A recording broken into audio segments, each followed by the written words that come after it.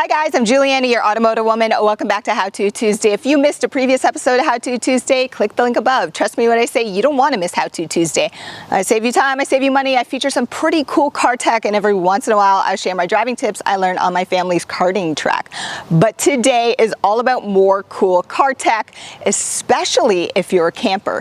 So the Genesis GV60 is an all-electric small crossover SUV, and it's equipped with something called vehicle to load, and it comes with an adapter. So in the unfortunate event you lose power at home, you can still keep appliances plugged in, or if you're a camper, you can plug in small items like a hairdryer or a toasty toaster, so you can prepare yourself in the morning, afternoon, or have a quick snack at breakfast or during the day.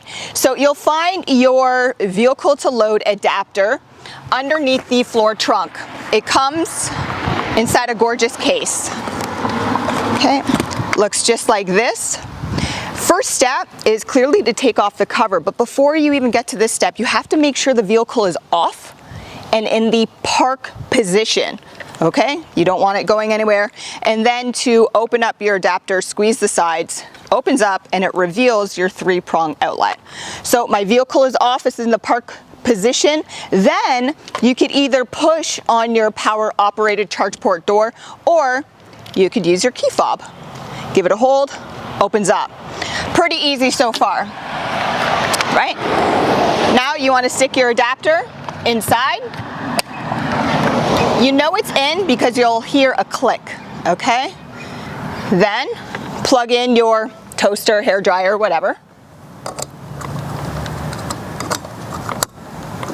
And then on top is a light. Okay, when that light is green, that means it's working, but you have to turn it on. So push this button right here. It will indicate that it's green, and then start toasting. And just so you know it's working, right? Now you want to shut it off first.